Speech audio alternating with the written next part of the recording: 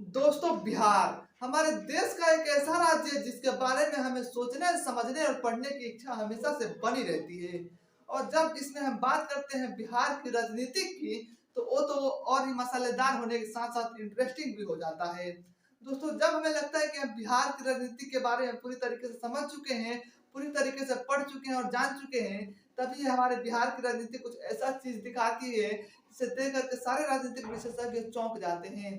और ठीक ऐसे ही चौंकाने वाला बात ये भी है कि आज अपने स्वर्णिम दौर में चल रही पार्टी भारतीय जनता पार्टी का बिहार में वही हाल है जो उनका 90s के दौर में यानी कि लालू यादव के दौर में हुआ करता था। नमस्कार साथियों, मैं रुद्राक्ष गोस्वामी स्वागत करता हूं आपको अपने यूट्यूब चैनल देखते रहो इंडिया पे। और आज इस वीडियो में इसी बात का विश्लेषण करेंगे कि वो कौन से कारण है, उसका क्या समाधान है कि भारतीय जनता पार्टी आज तक बिहार में खुद के दम पे सत्ता में नहीं आ पाई है। तो बिना समय गंवाए चलिए शुरू करते हैं।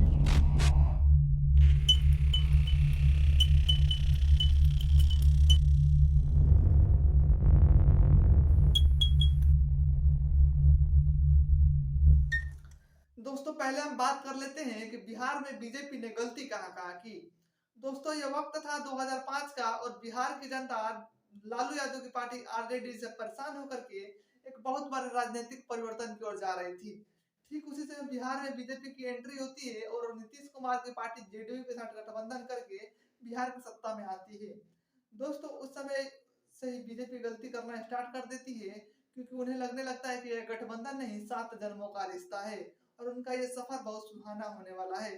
काफी हद तक दोस्तों ये सफर सुहाना भी रहता है, लेकिन दिक्कत तब खड़ी हो जाती है जब 2015 के विधानसभा चुनाव में नीतीश कुमार अपने तीर का नोक इन्हीं की तरफ मोड़ के जाके महागठबंधन में शामिल हो जाते हैं।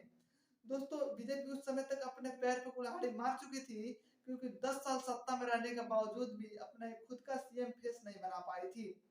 दोस्तों, उस समय बिहार में 2 ही सीएम के फेस थे, एक नीतीश कुमार और एक तेजस्वी यादव।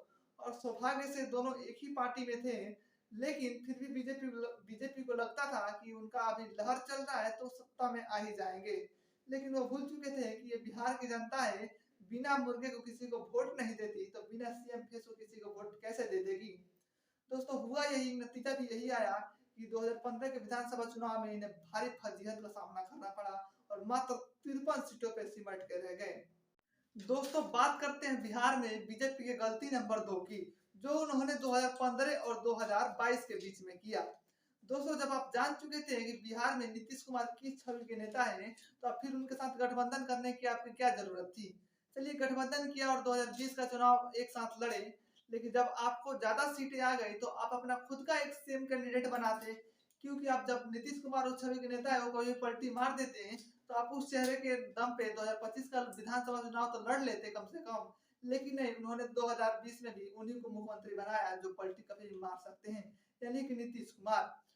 चलिए, नीतीश कुमार तक बात सही था, लेकिन जब आप डिप्टी सीएम बना रहे थे तो आप किसको बनाए, रेणु देवी और तारकिशोर प्रसाद को, जिनके चेहरे पर अगर बीजेपी 2025 का विधानसभा चुनाव लड़े तो बिहार की जनता उन्हें एक ढेला तक नहीं देने वाली, वोट तो बहुत दूर की बात है। बिहार में भाजपा के डूबने के कारण नंबर 3 की। दोस्तों, इसमें इन्हें गलती नहीं बोल रहा हूँ मैं, कारण इसलिए बोल रहा हूँ क्योंकि ये इसी मुद्दे पे सारे जगह चुनाव जीत जाते हैं। पहला हिंदुत्व और दूसरा हिंदुस्तान। दोस्तों, यानी कि धर्म और राष्ट्रवाद के मुद्दे पे। दोस्तों, धर्म की बात जब बिहार में हम करते हैं तो बिहार में धर्म कई खंडों में विखंडित होकर के ब्राह्मण, राजपूत, यादव और दलित में बढ़ जाता है। और यादव और दलित का वोट एक साथ यानी कि 90% वोट से सिर्फ या राजद को मिलता है, इसलिए बीजेपी अपनी सरकार नहीं बना पाती है बिहार में। और जो राजपूत और ब्राह्मण मिलते हैं उन्हें भी कोई चेहरा बीजेपी नहीं दे पाई हिंदुत्व का, जिन्हें वो एक साथ वोट दे सके। दोस्तों, इतने कारणों पे चर्चा करने के बाद फाइनली हम इसका समाधान पे भी चर्चा कर ही लेते हैं।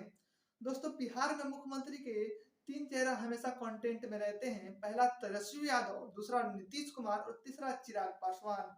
अब तेजस्वी यादव, नीतीश कुमार का तो बीजेपी जीत करके मुख्यमंत्री नहीं बना देगी, बचे चिराग पासवान तो उन्हें बना सकती है, जरूर बना सकती है। लेकिन कहते हैं ना दोस्तों कि दूध का जला भी छाछ फूक फूक कर पीता है।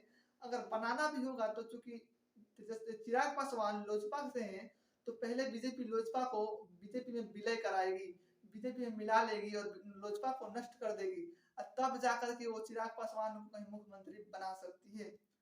दोस्तों आपके नज़रों में बिहार में बीजेपी की ओर से मुख्यमंत्री का चेहरा कौन हो सकता है? आप हमें कमेंट कर सकते हैं।